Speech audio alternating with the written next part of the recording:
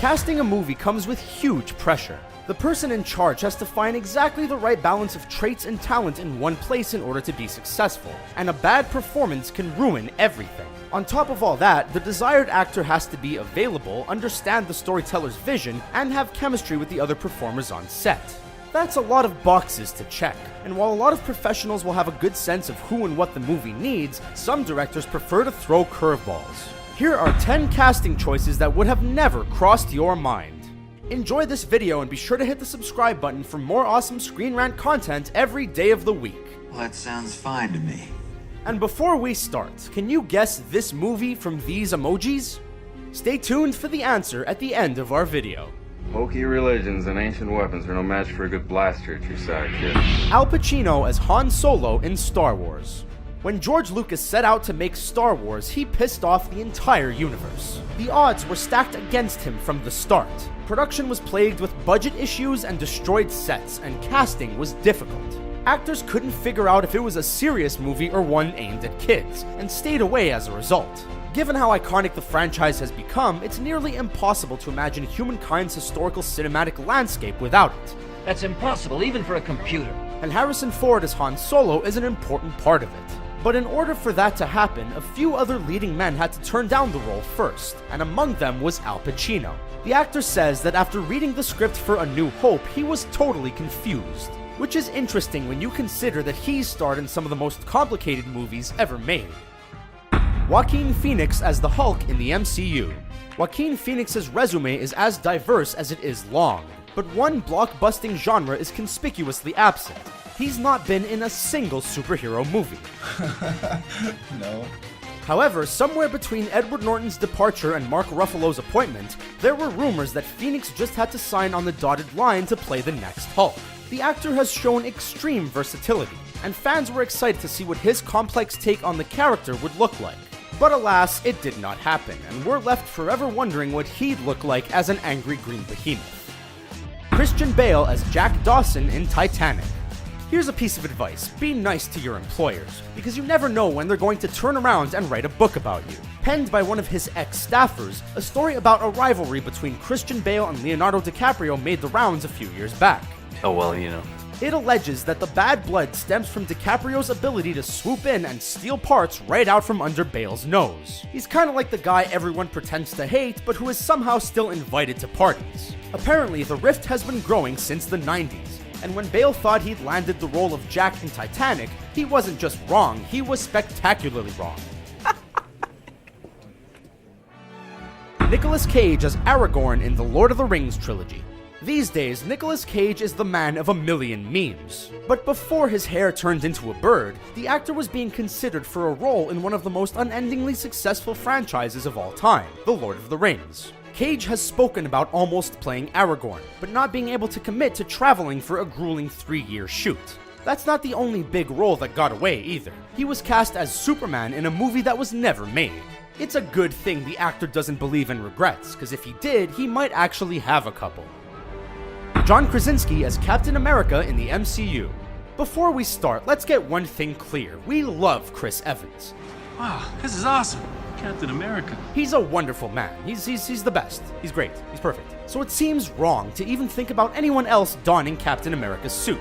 But think back. Try and remember a time before the MCU. It was simpler back then, and TV was king. For a show that seemed to contain so many regular people, The Office was a ratings juggernaut. The show proved to be an effective launching pad for John Krasinski, who then auditioned to play the first Avenger. Hey. Shut up, that's impossible. He even got to try on the suit before having his dreams ground to dust by Evans. Yes! Here's Johnny! Robin Williams as Jack Torrance in The Shining. In his quest to take the story from page to screen, Stanley Kubrick considered several actors in casting the lead role for 1980's The Shining. I'm intrigued.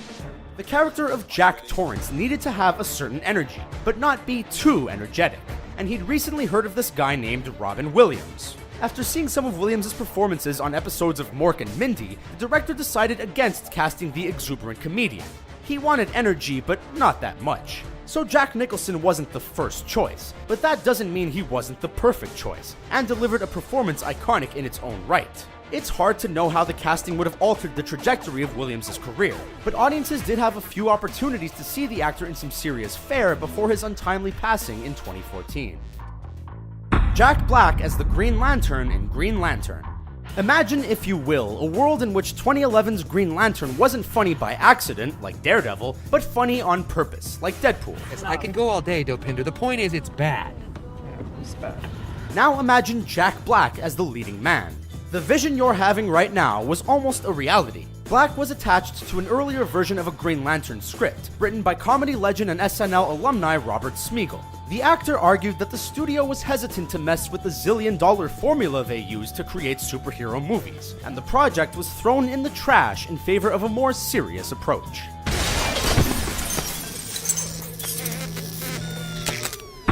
Tom Cruise as Tony Stark in Iron Man.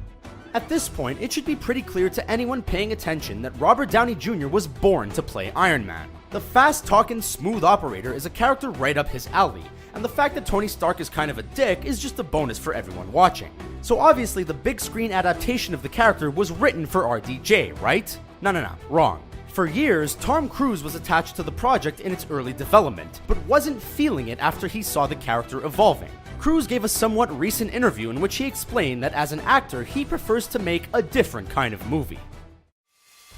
Nicole Kidman and Johnny Depp in Mr. and Mrs. Smith. Because of the dramatic rumors swirling around during the time of filming, it's impossible to picture Mr. and Mrs. Smith being played by anyone other than Brad Pitt and Angelina Jolie. It was the beginning of Brangelina. That might not seem like a big deal now, but back in the day it was headline news, and it almost didn't happen. Pitt had been loosely attached to the project for a while, but Jolie only stepped into the role after Nicole Kidman dropped it. Johnny Depp was in talks with production as well, but decided that he didn't have the time. Considering Depp starred in 13 movies between 2000 and 2005, we're inclined to agree. The Rock as Willy Wonka in Charlie and the Chocolate Factory.